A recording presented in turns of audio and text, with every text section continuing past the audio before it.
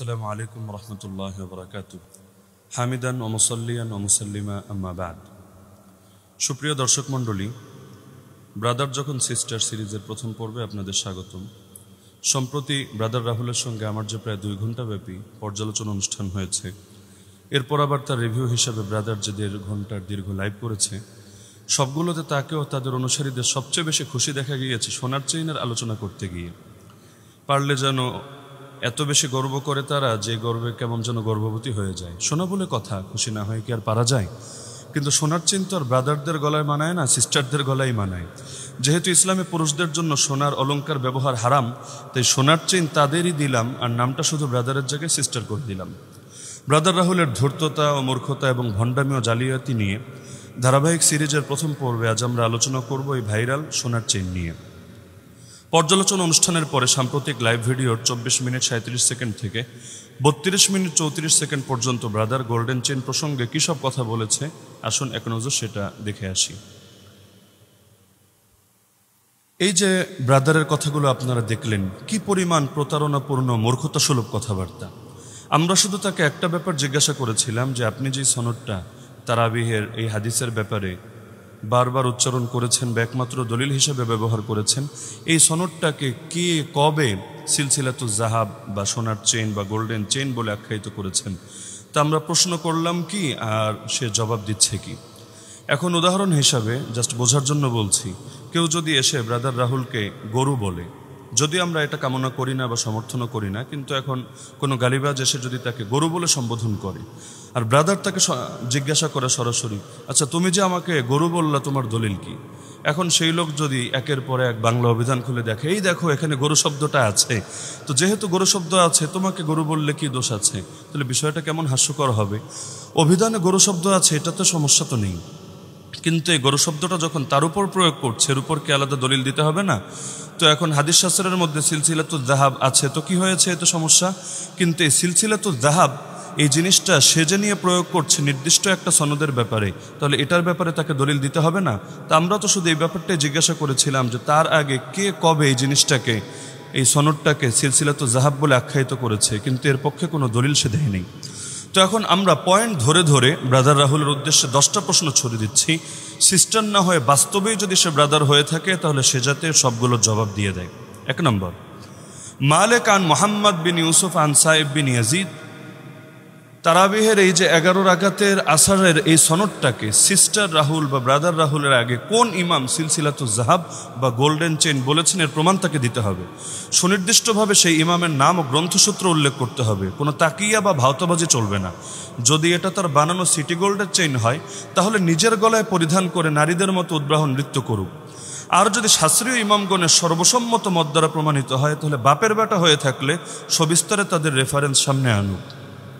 2 নম্বর প্রশ্ন, সে বলেছে সিলসিলাতুজ জাহাব তথা গোল্ডেন চেইন এর সংজ্ঞা সে দিয়েছে একেবারে স্লাইড দেখিয়ে দেখিয়ে, অর্থাৎ ইমাম মালিক রাহিমাহুল্লাহ এবং সাহাবিদের মাঝে মাত্র একজন রাবির পার্থক্য, যেটাকে গোল্ডেন চেইন বলে। বা ইমাম মালিক ও যে কোনো সাহাবির মধ্যে যে কোনো একজন বর্ণনাকারী থাকলেই সেই সনদকে সিলসিলাতুজ জাহাব বলা হবে, এই সংজ্ঞা ব্রাদার কোথায় পেয়েছে? যার ভিত্তিতে সাহাবি সাহেব বিন ইয়াজিদ ও ইমাম মালিকের মধ্যে শুধু মোহাম্মদ বিন ইউসুফের নাম দেখেই এটাকে সিলসিলাতুজ জাহাব বলে ঘোষণা করে দিয়েছে। সে তার ভিডিওতে একাধিকবার দাবি করেছে এটা আমার পরিভাষা না, মুহাদ্দিসগণ সরাসরি এই পরিভাষা রচনা করেছেন। আচ্ছা, এই দাবির পক্ষে সুস্পষ্ট প্রমাণ সুনির্দিষ্টভাবে মার্ক করে স্লাইড বানিয়ে জাতির সামনে আনুক দেখি, না হলে মিথ্যা, বাটপারি, ধোঁকাবাজি, প্রতারণা, জালিয়াতির জন্য আল্লাহর কাছে এবং অডিয়েন্সের কাছে ক্ষমা প্রার্থনা করুক। প্রয়োজনে সিদ্দিকের মতো বলে দেখ, আমার ভুল হয়েছে, আমাকে ক্ষমা করে দেন। 3 নম্বর প্রশ্ন, আপনারা দেখেছেন মাত্র কয়েক মিনিটের মধ্যে বেচারা 3বার বলেছে ইমাম হাজার আসকালানি। আচ্ছা, ইমাম হাজারটাকে, হাজার মানে তো পাথর, সে কি পাথরকে ইমাম মানা শুরু করেছে নাকি? যেমন অনেকে পাথরকে দেবতা পর্যন্ত মানে। আমরা তো ইবনে হাজারকে চিনি, ইমাম হাজারকে চিনি না। 3বার যার নাম উচ্চারণ করলো তার পরিচয় তো তার দেওয়া উচিত। পাশাপাশি ইবনে কাইয়িম জাওজাইর পরিচয় তার দেওয়া লাগবে। আমরা জাওজি ও জাওজিয়া নামে ব্যক্তি চিনলেও ইবনে কাইয়িম জাওজাউই, আবারও বলছি জাওজাউই নামে কাউকে তো চিনি না। তিনি কি তার মেমোরি লোডের দোকানের কাস্টমার নাকি? 4র্থ প্রশ্ন, ইমাম ইবনে হাজারের জন্ম এখন থেকে মাত্র 672 বছর আগে। অথচ সে ভিডিওতে বারবার বলেছে 750 বছর আগে ইমাম হাজার নাকি সিলসিলাতুজ জাহাব তথা গোল্ডেন চেইনের উপর কিতাব লিখে গেছে। তার ভাষাই বললাম ইমাম হাজার, ইবনে হাজার তো আর সে বলে না। আচ্ছা, তো ইমাম হাজার বলতে যদি ইবনে হাজার ধরি, তাহলে জন্মের আগে তিনি কিতাব লিখে গেলেন কিভাবে? এটা কি স্পেশাল কেরামতি, নাকি সায়েন্স ফিকশনের টাইম মেশিন টাইপের কিছু, নাকি ব্রাদারের পক্ষ থেকে স্লাইড শোর মাধ্যমে কাজটা সম্পন্ন করে দিয়ে এসেছিল?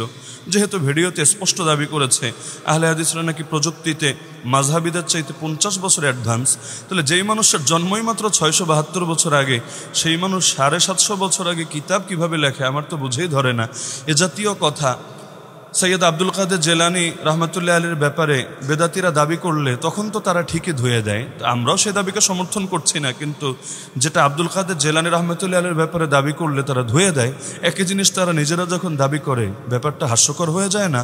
তো 672 বছর আগে জন্ম নেওয়া মানুষ 750 বছর আগে কিভাবে কিতাব লিখলো, যেটা বারবার দাবি করেছে, এটার পক্ষে স্পষ্ট প্রমাণ দিবেন।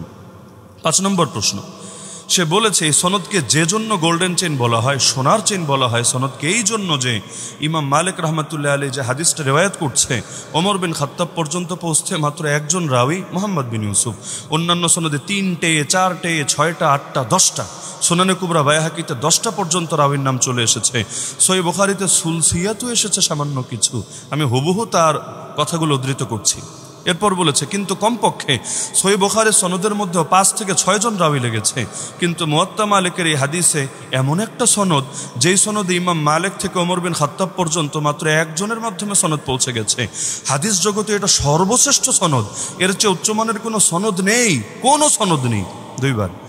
তো এই যে তার কথাগুলো আমরা হুবহু উদ্ধৃত করলাম। এখন প্রশ্ন হলো, ভিডিওতে কয়েকবার সে দাবি করেছে ইমাম মালিক থেকে ওমর রাদিয়াল্লাহু আনহু পর্যন্ত পৌঁছতে নাকি মাত্র একজন রাওয়ী, আর তিনি হচ্ছেন মুহাম্মদ বিন ইউসুফ। আচ্ছা, তাহলে সাহেব বিন ইয়াজিদ গেলেন কোথায়? নাকি তাকেও কারো মেমোরিতে ভরে হাওয়া করে দিয়েছেন? দ্বিতীয়ত সুলসিয়াত কি জিনিস রে ভাই? আমরা সুলাসিয়াত, এই সুলাসিয়াত শুনলেও সুলসিয়াত তো জীবনে প্রথম শুনলাম, তো এই সুলসিয়াত আবার কি চিজ হয়? তৃতীয়ত মালিকান মোহাম্মদ বিন ইউসুফান সাহেবকে আপনার আগে কে হাদিস জগতে সর্বশ্রেষ্ঠ সনদ বলে উল্লেখ করেছে, যেটাকে আপনি বলেছেন সহির চাইতে আরও বেশি সহি? তো এটা কি আপনার দ্বারা আবিষ্কার নাকি ইতিপূর্বে কেউ দাবি করেছে?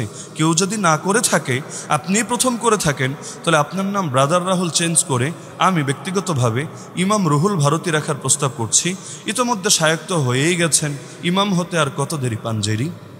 6ষ্ঠ প্রশ্ন, আপনি মুয়াত্তা মালিকের 11 রাকাত তারাবির বর্ণনা সূত্রকে গোল্ডেন চেইন সাব্যস্ত করার জন্য সবচেয়ে বড় যে রেফারেন্স দিয়েছেন, নিজ হাতে বানানো স্লাইডে ইমাম হাজার আসকালানির যে কিতাব স্ক্রিনশট অ্যাড করে দিয়েছেন, এবং দীর্ঘ প্রায় 2.5 মিনিট যাবৎ যে ছবি প্রদর্শন করে দলান্ধ ও মূর্খ ফ্যান ফলোয়ারদের আকৃষ্ট করতে চেয়েছেন, এটা পুরোটাই কি আপনার বাটপারি ও ধূর্ততা নয়?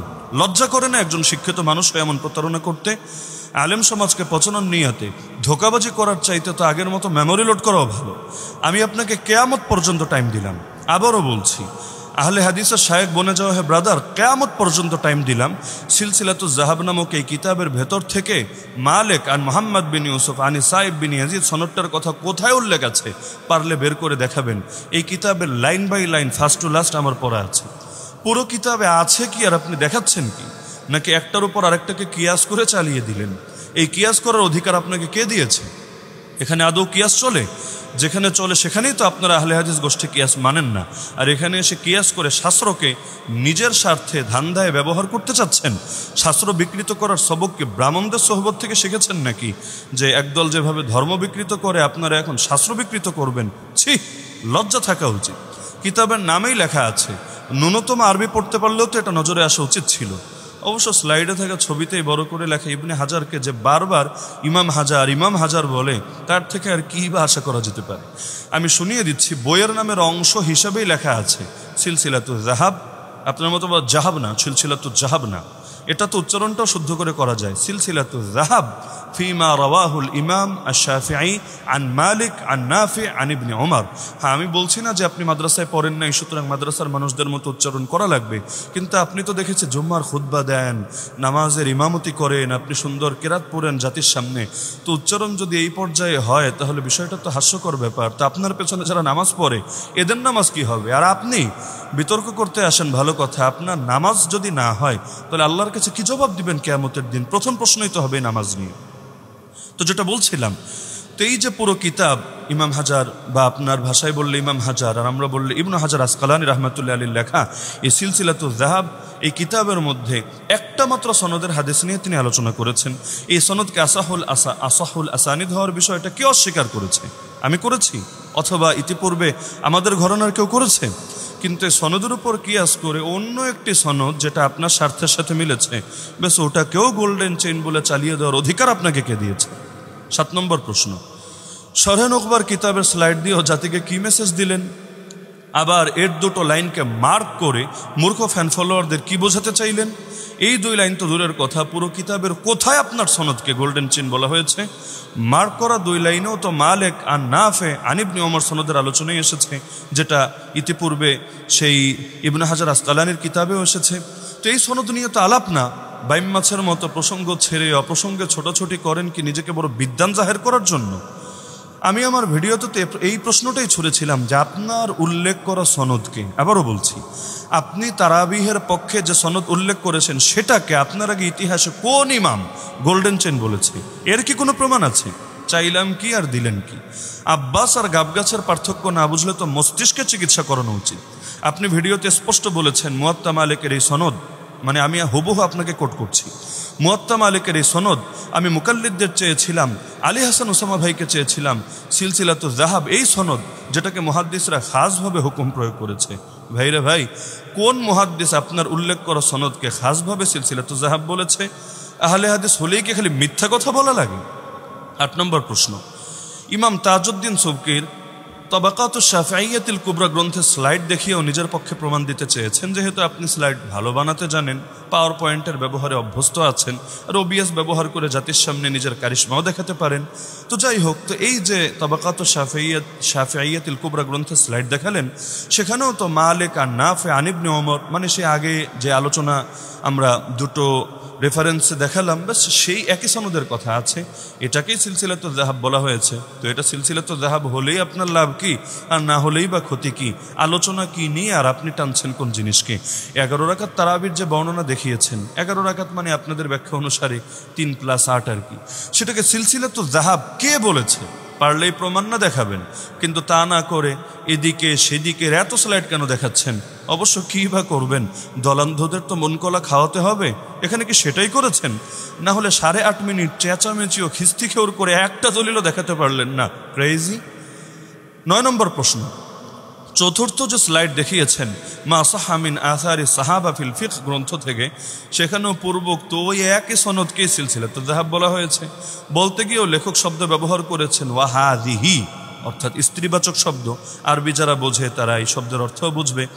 আর আপনি পড়লেন ওয়াহাজা, অর্থাৎ পুরুষবাচক শব্দ। কোথায় হাদিহি, কোথায় ওয়াহাজা, তার মানে সিস্টার যখন ব্রাদার, হাউফানি। আবার পড়লেন আন নাফে আন আমর, পরে আবার পড়লেন আন নাফে আল আমর। এটাকে ঠিক করতে গিয়ে আবার পড়লেন আন মালিক, অথচ লেখা আছে আনা মালিক, যেটাকে শাস্ত্রীয় নিয়ম অনুসারে পড়তে হয় আখবারানা মালিক, আখবারানা মালিক, পুরোই লেজে গোবরে অবস্থা। ওই যে আপনি ঈদের দিন যেমন শুভেচ্ছা জানিয়েছেন, প্রথমে লিখেছিলেন তাকাব্বালাল্লাহু মিন্না ওয়া মিনকুম, মানে আলিফ ছাড়া মিন্না ওয়া মিনকুম। পরে এটা নিয়ে অনেকে ভুল ধরলো, ব্যাস হাজার হাজার গালি খাওয়ার পর তারপর আপনি ঠিক করে লিখলেন তাকাব্বালাল্লাহু মিন্না ওয়া মিনকুম ওয়া সালিহিল আমাল, অর্থাৎ এখানে আবার একটা ওয়াও দিলেন বাড়িয়ে। এক ভুল থেকে বাঁচতে গিয়ে আবার নতুন করে আরও ভুলে পতিত হয়ে যাচ্ছেন, এরকমই এক অবস্থা এখানে এসে হয়েছে। শেষে আবার দাবি করলেন একজন দিয়ে হাদিসটা পৌঁছে যাওয়ার কারণে মুহাদ্দিস ও উসুলবিদরা এটাকে বলেছেন সিলসিলাতুয যাহাব। এটাই যদি ব্যাখ্যা হয়, তাহলে স্লাইডে দেখানো সব কিতাবে ঘুরে ফিরে এই এক সনদই কেন দেখানো হচ্ছে বারবার? ইমাম মালিকের তো আরও অনেক সনদ আছে, যেগুলো তো এক রাওয়ী দ্বারা রাসূল বা সাহাবী পর্যন্ত পৌঁছেছে। রাসূল পর্যন্ত না পৌঁছলো, সাহাবী পর্যন্ত পৌঁছেছে, তাহলে সেগুলোর কথা না এনে সব কিতাবে একটার কথাই সেই মালিক আন নাফি আন ইবনে ওমর এই সনদের কথা কেন আনছে? আছে কি এর কোনো জবাব? লাস্টে আবার কিছু কথা বললেন, দ্যাটস ফর এনাফ। এই বাক্যের অর্থ কি হয় ভাই? দ্যাটস এনাফ ফর ইউ বললেও চলতো, দ্যাটস ফর এনাফ এটা মানে কি? আবার আপনি আসিফ হুজুরের কাছে ইংলিশের ক্লাস আর জাহাঙ্গীর হুজুরের কাছে আরবির ক্লাস নিতে পারেন। 10 নম্বর প্রশ্ন, শেষে এসে একটু সবক পড়াই, এরপর চূড়ান্ত প্রশ্নটা করি। ইমাম বুখারী ও ইমাম ইরাকির মতে আসাহুল আসানিদ হলো মালিক আন নাফি আন ইবনে ওমর, যার পক্ষে আপনিও 4টা স্লাইড দেখিয়েছেন। ইমাম আহমদ বিন হাম্বল রাহিমাহুল্লাহর মতে আসাহুল আসানিদ হলো জুহরি আন সালেম আন ইবনে ওমর। ইমাম ইয়াহয়া ইবনে মাইন রাহিমাহুল্লাহর মতে আসাহুল আসানিদ হলো সুলাইমান আমাশ আন ইব্রাহিম আন নাখাই আন আলকামা আন আব্দুল্লাহ ইবনে মাসউদ। এমনকি আসাহুল আসানিদ নিয়ে শারহে নুকবার মধ্যে আলোচনা আছে, একাধিকটা সেখানে কোট করা হয়েছে। একইভাবে এটার উপরে 1100 পৃষ্ঠা স্বতন্ত্র বই পর্যন্ত আছে আরবিতে। আরবি তো আর পারেন না, সেই হিসাবে এটার কথা আপনাকে শুনিয়েও লাভ নেই। এখন প্রশ্ন হলো, ইমাম রাহুল ভারতীর মতে আসাহুল আসানিদ আসলে কোনটা? যদি বলেন মুয়াত্তায় বর্ণিত আপনার সেই তারাবিহের ব্যাপারে আসা 11 রাকাত হাদিসেরটা, তাহলে আপনার নাম গিনেস বুকে স্থান দেওয়ার জন্য আমি সুপারিশ করছি। সুতরাং আপনার দৃষ্টিতে আসাহুল আসানিদ কোনটা তা ক্লিয়ার করবেন, এবং আসাহুল আসানিদ মানে কি এবং গোল্ডেন চেইনের আলোচনার সঙ্গে প্রশ্নের যোগসূত্র কি তাও এক বাক্যে বলে যাবেন। কারণ আপনার সমস্যা হলো কি যে প্রশ্ন করি তাই বোঝেন না। তো প্রশ্ন যখন বোঝেন না, উত্তরও তো আর দিতে পারবেন না।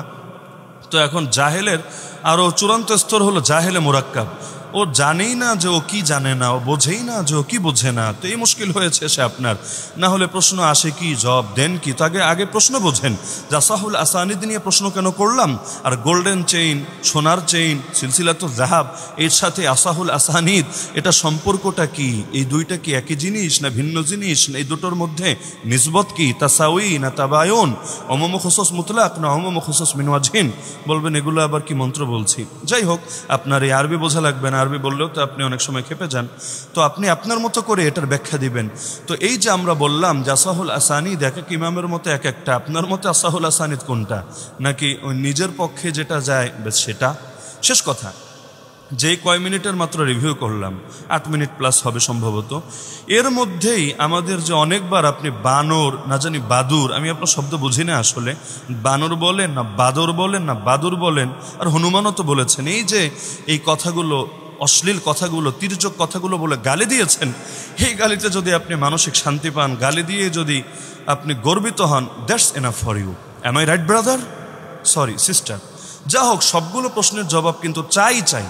আর গত রাতে পোস্ট করে জানিয়েছেন জবাব দেওয়ার জন্য রেডি হয়েই নাকি বসে আছেন, কারণ এত দিন প্রিপারেশন নিয়েছেন, এত স্লাইড বানিয়েছেন, তো আগের স্লাইডগুলোই নাকি যথেষ্ট জবাব দেওয়ার জন্য। সুতরাং জবাব দেওয়া ছাড়া তো আপনার কোনো গতিই নেই, জবাব দিতে হবে। তবে একটা প্রশ্ন স্কিপ করে যেতে পারবেন না, ভাওতাবাজি, তাকিয়াবাজি আর জোরাতালি দেওয়া কথাবার্তা বলতে পারবেন না। আমরা প্রশ্ন করব একটা, আপনি দেখিয়ে দিবেন আরেকটা। যেমন আগে জিজ্ঞাসা করলাম যে সিলসিলাতুল যাহাব, আপনার এই সনদটাকে যেটা আপনি বারবার উল্লেখ করেছেন, মালিক আন মুহাম্মদ বিন ইউসুফ আন সাহেব বিন ইয়াজিদ, এটাকে কে কবে সিলসিলাতুল যাহাব বলেছে? তো আমরা প্রশ্ন করলাম একটা, আর আপনি এনে দলিল দেখাচ্ছেন আরেকটা। অদ্ভুত ব্যাপার।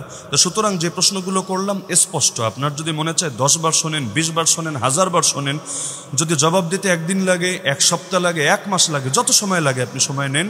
আপনার এই জবাব আসার পরে আমরা পরবর্তী আলোচনায় যাব ইনশাআল্লাহ। জাতি দেখুক যে কারা চাপার জোরে চলে আর কারা প্রকৃত ইলমের অনুসরণ করে। আল্লাহ তাআলা আপনাকে হেদায়েত দান করুক, আপনার এই মূর্খ অনুসরীদেরকে আল্লাহ তাআলা জ্ঞান বোঝার তৌফিক দান করুক। যারা ইলম নাই তার কিছুই নাই। ইলম সবচেয়ে জরুরি জিনিস। আল্লাহ তাআলা ইলম না থাকলেও ইলম শেখা দরকারি অনুভূতিটা যদি জাগ্রত করে তো বহুত কিছু।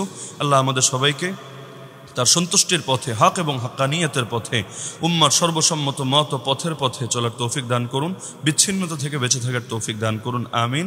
ওয়া আখিরু দাওয়ানা আনিল হামদুলিল্লাহি রাব্বিল আলামিন। আসসালামু আলাইকুম ওয়া রাহমাতুল্লাহি ওয়া বারাকাতুহু।